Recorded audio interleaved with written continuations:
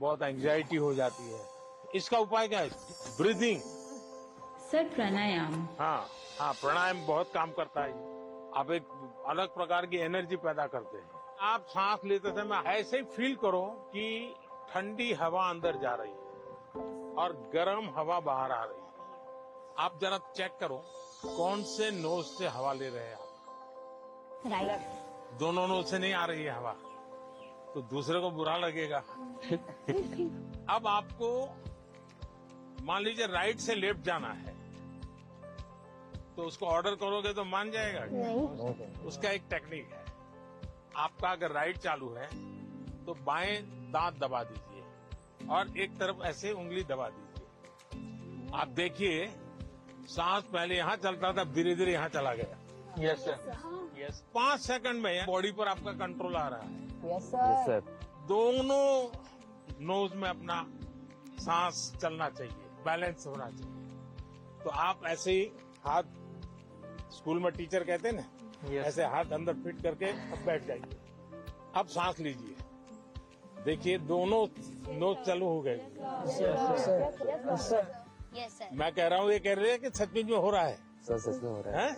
Sir जब यहाँ आए तो हमें मेडिटेशन के बारे में बताया, से हमें बहुत अच्छा लगा और हमारी जो भी घबराहट वगैरह थी सब दूर हो गई। He taught us how to meditate, जिसके वजह से हम हमारे दिमाग को स्ट्रेस फ्री करते हैं हम। He also told us how we can control our breathing. We must also not take that much of stress. He said, whatever that stress it may be, just उन्हें खोल के एंजॉय करो, don't even think about it. अच्छा ऐसा करो, पास में आ जाइए सब। चलिए, अपना गुरुकुल है आज। सर हमने मॉर्निंग में लाफ्टर थेरेपी भी करी। अच्छा, वाह। कौन सबसे ज्यादा हंसा रहा था? क्या सिखाया था? कोई जरा करके दिखाओ मुझे। जाकर के आप परिवार में करवाओगे तो क्या कहेंगे? पागल होकर के आए। एक काम करिए, घर में सबको इकट्ठा करके करिए। इसकी एक खुशी की अपनी एक ताकत होती है और देखिए उसका 3 दिन के अंदर फर्क दिखेगा। घर में वातावरण बदल जाएगा। हमने जब पिछली बार जैसे कि थोड़ा सा पीएम सर स्टेज पे थे, बाकी बच्चे नीचे थे, हमने सोचा वैसा कुछ ही होगा। वैसा नहीं था, जो बिल्कुल फ्रेंड की तरह बात कर रहे थे। मुझे लग ही नहीं रहा था कि इंडिया के प्राइम मिनिस्टर यहाँ है। मेरा नाम युक्ता मुखी है सर। कहाँ से है बेटा? छत्तीसगढ़। जी सर। मैं पूछना चाहती हूँ कि हम छोटे छोटे जीत से खुश कैसे रहें, क्योंकि मैं ज्यादा नेगेटिव हो जाती हूँ हर चीज। क्या कारण है? आप खुद ही सोचती हैं कि और लोग कहते हैं इसलिए आप नेगेटिव हो जाती हैं? इतना परसेंटेज मैंने 10वीं में सोचा था कि 95 आ जाएंगे, लेकिन 93 आ गया। 2% कम हो गया, तो उसके में मैं बहुत ही ज्यादा डिप्रेस्ड हो गई थी। देखो बेटे, मैं तो इसको सक्सेस मानूंगा। टारगेट ऐसा होना है जो पहुंच में हो लेकिन पकड़ में न हो। तो पहले तो मैं आपको बधाई देता हूं कि आपने अपनी ताकत से 2 पॉइंट ज्यादा टारगेट रखा। वो बुरा नहीं है। और आपने 90, और आप देख लीजिए अगली बार अगर आप 97 टारगेट रखोगी, आप 95 ले आओगी। आपका गर्व इस बात का है कि आपने 95 का टारगेट रखा था और आपने 97 का नहीं रखा, 99 का नहीं रखा, 100 का नहीं रखा, 95 रखा। तो आपको अपने विषय में भरोसा था।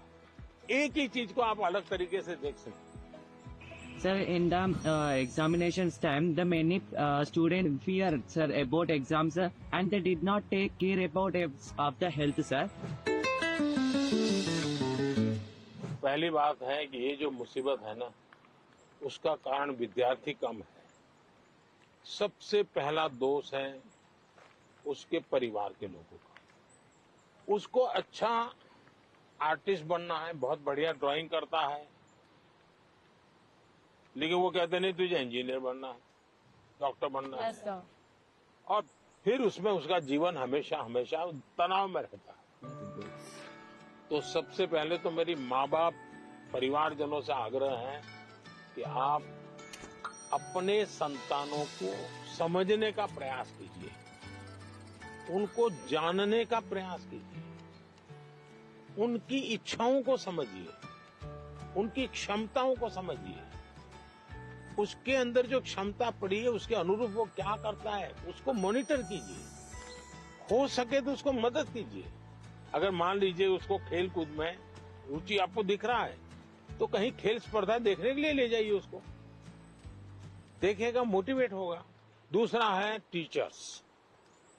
स्कूल में टीचर भी ये वातावरण बना देते हैं, जो 4 अच्छे बच्चे होशियार होते हैं, हर बार उनको पुचकारते हैं, बाकियों को बिल्कुल गिनते ही नहीं है, लास्ट बेंच पे बैठो, तेरा काम नहीं है, ये उसको डिप्रेस कर देते हैं।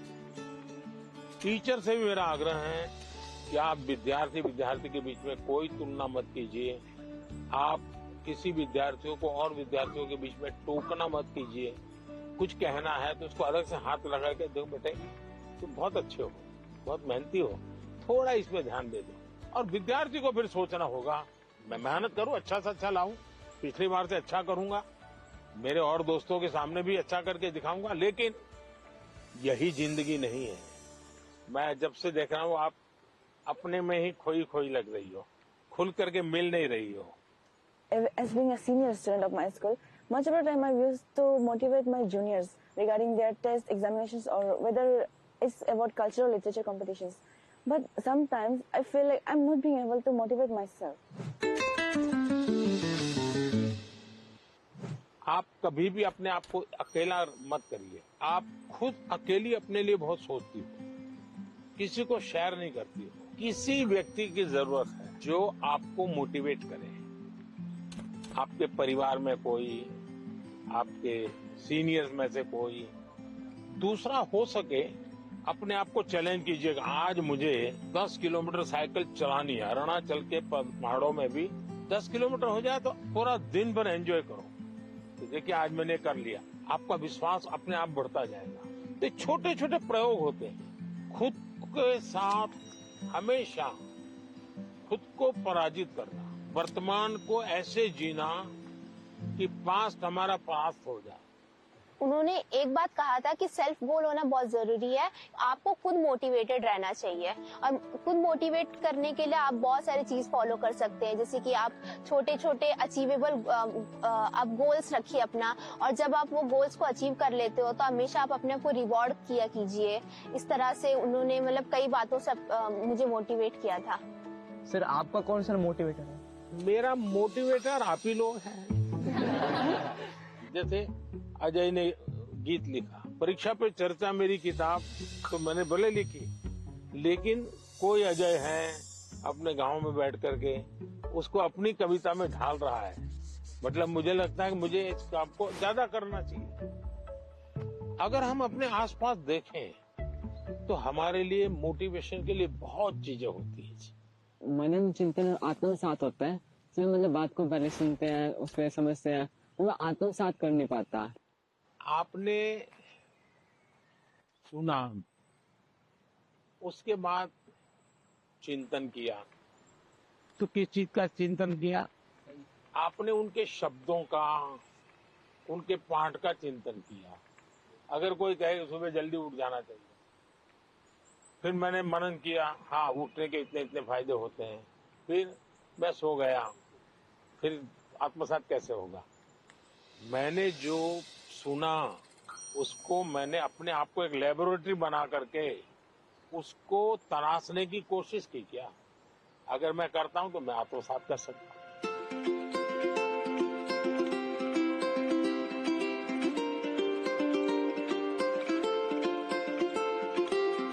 ज्यादातर लोग खुद से स्पर्धा नहीं करते, औरों से करते। अपने से जो दुर्बल है उसी से स्पर्धा करते हैं और फिर कूदते रहते हैं। देखिए उसको तो 30 आया, वो तो बहुत मेहनत करता है, मेरा 35 आया। और जो खुद से स्पर्धा करता है उसका विश्वास कभी टूटता नहीं है।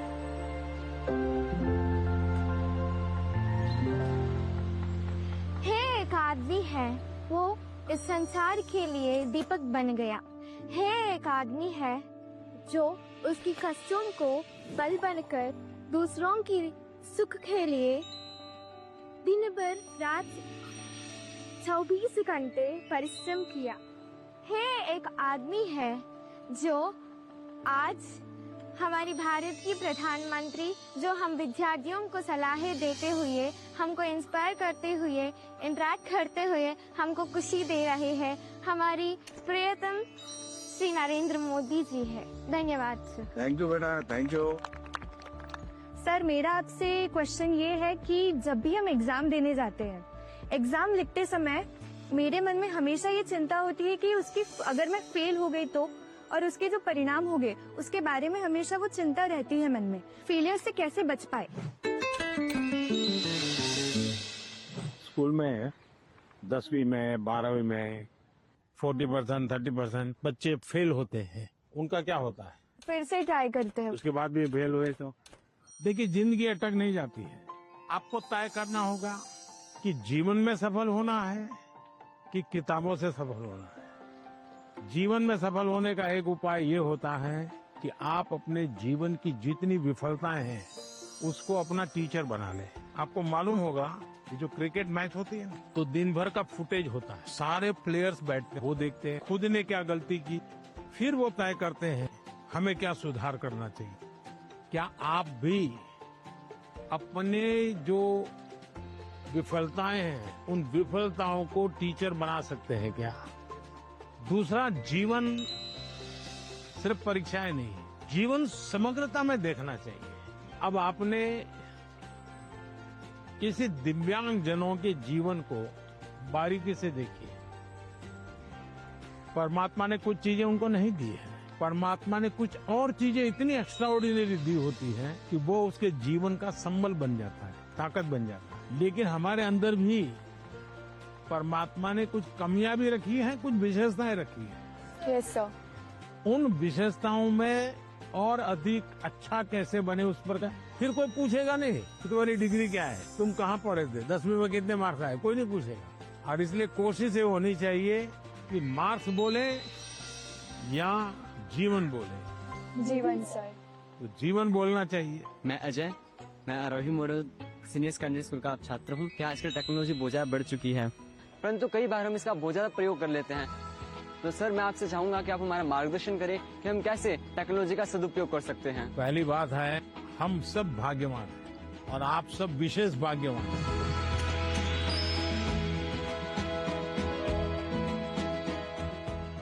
आप उस युग में बड़े हो रहे हैं जिस युग में इतनी बड़ी मात्रा में टेक्नोलॉजी का फैलाव है, प्रभाव है और उपयोग है। और इसलिए टेक्नोलॉजी से भागने की जरूरत नहीं है। लेकिन आपको तय करना होगा कि क्या मैं रील देखता रहता हूँ, क्या उसी में समय जाता है क्या मेरा, या मुझे इस चीज में रुचि है तो उसकी बारीकियों में जाऊं, उसके एनालिसिस में जाऊं, तो टेक्नोलॉजी एक ताकत बनेगी। टेक्नोलॉजी को तूफान मत समझो, वो कोई बड़ा साइक्लोन नहीं जो गिरा देगा। आप मान के चलिए कि जो लोग रिसर्च कर रहे हैं, इनोवेशन कर रहे हैं, टेक्नोलॉजी बना रहे हैं, वो आपकी भलाई के लिए कर रहे हैं। और हमारी कोशिश यही होनी चाहिए कि हम टेक्नोलॉजी को जाने, समझे, उसका ऑप्टिमम यूटिलाइजेशन करें। सर मेरे पास एक क्वेश्चन है। सर किसी काम को अच्छे से करने के लिए हमको अपना बेस्ट कैसे देना चाहिए? हमें निरंतर बेस करने का प्रयास करना चाहिए, और बेस करने की पहली शर्त होती है कल से अच्छा करना। हमारी फैमिली हमारे भले के लिए बोलते हैं कि तुम्हें तो ये स्कीम देना चाहिए, तुम्हें इस विषय में जाना चाहिए, तुम इसके लायक हो। हमें क्या करना चाहिए? फिर उनकी माननी चाहिए या अपनी सुननी चाहिए? ऐसा है, उनका मानना चाहिए और फिर उनको मनाना चाहिए। जब आप उनको पूछोगे कि हाँ बहुत अच्छा आइडिया है, मैं करूं, अब बताइए कैसे करूं, अच्छा इसका कहाँ मुझे मिलेगा, आप मेरी क्या मदद करोगे, फिर आप प्यार से उनको कहिए कि मैंने ऐसा सुना था, ये कैसा है, तो धीरे धीरे वो भी दिमाग अप्लाई करेंगे। आपका बहुत बहुत बहुत बहुत थैंक यू कि आपने मेरा प्रश्न सुना, मेरे प्रश्न का आंसर भी दिया, और मुझे बहुत सारी चीजें भी सिखा के गए। शांत रहना और पॉजिटिविटी, नकारात्मक सोच नहीं लानी चाहिए दिमाग में। बहुत अच्छा लगा, thank you so much. Sir आजकल के ज्यादातर विद्यार्थी एग्जाम परीक्षा पे जाके सर ये एक प्रॉब्लम फेस करते हैं कि उनका टाइम के अंदर उनका पेपर खत्म नहीं होता, या फिर उनको उसकी वजह से उनका बहुत टेंशन होता है, बहुत प्रेशर भी उन पर क्रिएट होता है सर। तो सर मतलब उस प्रेशर और टेंशन से वो कैसे डील करें? ऐसा है कि उसका पहला उपाय तो ये है कि आप आपको पुराने एग्जाम पेपर होते हैं उसका बहुत प्रैक्टिस करनी चाहिए। अगर आपने प्रैक्टिस की है तो पता चलेगा कि मैं कम शब्दों में जवाब लिखूंगा तो मेरा समय बचेगा, फिर दूसरे पर तीसरे पर, फिर आखिर में जो सवाल में थोड़ी मेहनत कसरत करनी है, जहां दिमाग खपाऊंगा, हो गया तो ठीक है, नहीं हो गया तो छोड़ दूंगा। कभी कभी क्या होता है कि जो नहीं आता है उसी में दिमाग खपाते हैं, फिर आते हैं उसमें टाइम कम पड़ जाता है। कभी आता है तो उसमें ज्यादा लिख लेते हैं, लंबा लिख देते हैं, बहुत टाइम लगा देते हैं। और इसका एक उपाय है प्रैक्टिस करना। मैं पीवीआर बालिका उन्नति पाठशाला में 10वीं कक्षा पढ़ रही हूँ। मैं आंध्र प्रदेश से आया हूँ और इस सुंदरी वन में आपके साथ रहना हमारे भाग्य की बात है। और मैं ये प्रश्न पूछना चाहती हूँ कि आपसे हमको आजकल किताबें में पढ़ते रहते समय हमको ये पता चल रहा है कि क्लाइमेटिक कंडीशन से वो बदला जा रहा है। हम क्या कुछ कर सकते हैं? बहुत अच्छा सवाल पूछा आपने और मुझे अच्छा लगा कि मेरे देश के बच्चों के मन में भी क्लाइमेट की चिंता है। ज्यादातर दुनिया में जो डेवलपमेंट हुआ उसमें एक भोगवादी संस्कृति पनपी। ये सब मेरा है, मुझे मेरे खुश के लिए मुझे उपयोग करना है। मुझे अगर अच्छा फर्नीचर चाहिए तो मैं 200 साल पुराना झाड़ काट दूंगा। कोयला कितना ही जलाना पड़े मैं 24 घंटे बिजली जलाऊंगा। उन्होंने प्रकृति का सबसे ज्यादा विनाश किया। प्रकृति के शोषण वाला हमारा कल्चर नहीं है। मेरा एक मिशन लाइफ है, LIFE, लाइफस्टाइल फॉर एनवायरनमेंट। तो मैं कहता हूँ हमारी लाइफस्टाइल ऐसी हो जो प्रकृति की रक्षा करे, प्रकृति का पोषण करे। हमारे यहाँ माँ बाप सिखाते हैं बच्चे को, सुबह बिस्तर से जब जमीन पर पैर रखते हो तो पहले धरती माता से माफी मांगो, हे माँ मैं तुझे कष्ट दे रहा हूँ। आज भी हमारे यहाँ पेड़ की पूजा होती है, उसके त्योहार होते हैं, नदी को माँ मानते हैं। तो ये सारे हमारे संस्कार के प्रति हमें गर्व करना होगा। और आपने देखा होगा भारत इंडिया ने एक बड़ा अभियान चला रहा है, एक पेड़ माँ के नाम। देखिए ये दो माँ की बात है, एक वो माँ जिसने हमें जन्म दिया है और एक माँ जिसने हमें जीवन दिया है।